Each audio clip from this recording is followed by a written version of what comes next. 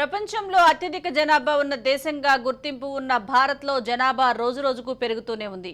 150 కోట్ల వైపు వేగంగా దూసుకు వెళ్తుంది. మరో 77 ఏళ్లలో భారత జనాభా 2011 లెక్కల ప్రకారం రెట్టింపు అవుతుందని ఐక్యరాజ్యసమితి జనాభా నిధి అంచనా వేసింది. ఈ మేరకు తాజాగా విడుదల చేసిన నివేదికలో పేర్కొంది. ఈ నివేదికలో ఇంకా చాలా ఆసక్తికర విషయాలను వెల్లడించింది. 10 ఏళ్లుగా ఇండియాలో శిశు మరణాలు బాగా తగ్గాయని తెలిపింది.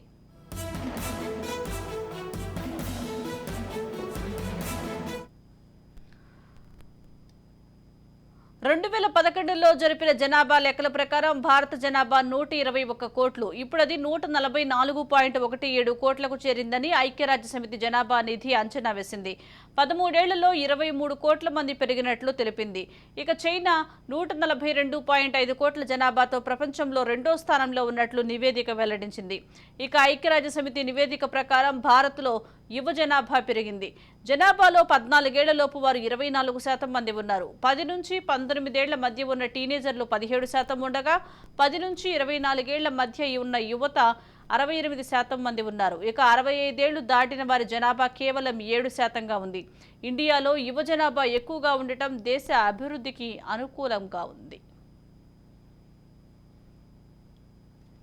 పాటు భారతదేశం కూడా అనతి కాలంలోనే అగ్రరాజ్యంగా అవతరించేటువంటి పరిస్థితులు చాలా అతి తొందరలోనే ఉన్నాయని చేసి కూడా మనము చెప్పవచ్చు.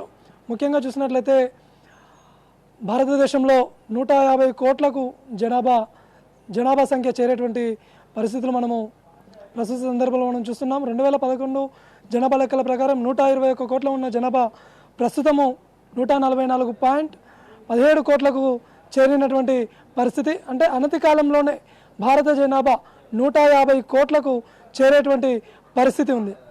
అయితే ముఖ్యంగా 28 సంవత్సరాలు ఉన్నటువంటి యువశక్తి భారతదేశంలో ఎక్కువగా ఉన్నదని చెప్పేసి ఐక్యరాజ్య సమితి యొక్క నివేదికలు చెప్తున్నాయి. ఈ తరుణంలో పారిశ్రామికవేత్తలు, ఎకనామిస్టులు అందరూ కూడా భారత్ వైపు చూస్తున్నటువంటి పరిస్థితి. అనేక మంది పారిశ్రామికవేత్తలు కూడా భారత్లో పెట్టుబడులు పెట్టేందుకు వాళ్ళు ఆసక్తి చూపుతున్నారు.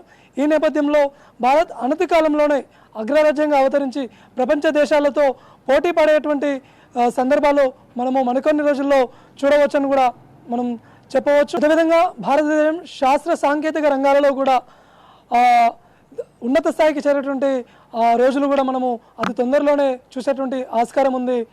జపాన్, రష్యా, కెనడా, అమెరికాతో పోటీ పడి భారత్ అనతి కాలంలోనే శాస్త్ర సాంకేతిక రంగాలలో కూడా ముందుకు వెళ్ళేటువంటి పరిస్థితి ఉంది. ఎందుకంటే భారతదేశంలో యువశక్తి ఎక్కువగా ఉంది అని చెప్పేసి పారిశ్రామికవేత్తలు ఇక్కడ పెట్టుబడులు పెట్టేందుకు ఆసక్తి చూపుతూ ఉన్నారు. గతంలో చైనాలో చూసినట్లయితే ప్రపంచంలో ఎక్కువ జనాభా కలిగినటువంటి చైనాలో యువశక్తి ఎక్కువగా ఉన్నటువంటి సందర్భంలో అక్కడ పారిశ్రామికవేత్తలు ఎక్కువ పెట్టుబడులు పెట్టారు. ఇదే తరుణంలో మరికొద్ది రోజుల్లో అనతి కాలంలోనే 2021లో సాధారణంగా జనాభా లెక్కలు చేయాలి. కాకపోతే అనివార్య కారణాల వల్ల ప్రభుత్వం జనాభా లెక్కలు చేయలేదు. కానీ భారత జనాభా ఇప్పటికే 144 కోట్లకు దాటిందని చెప్పేసి కూడా ఐక్యరాజ్య సమితి నివేదికలు చెబుతున్నాయి. ఈ నేపథ్యంలో పారిశ్రామికవేత్తలు కావచ్చు, బిల్డర్స్ కావచ్చు, అనేక మంది కూడా భారతదేశంలో పెట్టుబడులు పెట్టేందుకు ఆస్కారం చూపుతున్నారు. ఈ నేపథ్యంలో భారతదేశము అనతి కాలంలోనే ప్రపంచ దేశాలకు పోటీ ఇచ్చే విధంగా, శాస్త్ర సాంకేతిక రంగాలలో పోటీ ఇచ్చే విధంగా, పెట్టుబడులలో కూడా పోటీ ఇచ్చే విధంగా భారతదేశం ఎదుగుతుందనేసి కూడా మనకు నివేదికలు చెప్తా ఉన్నాయి ప్రపంచ దేశాలతో పాటు.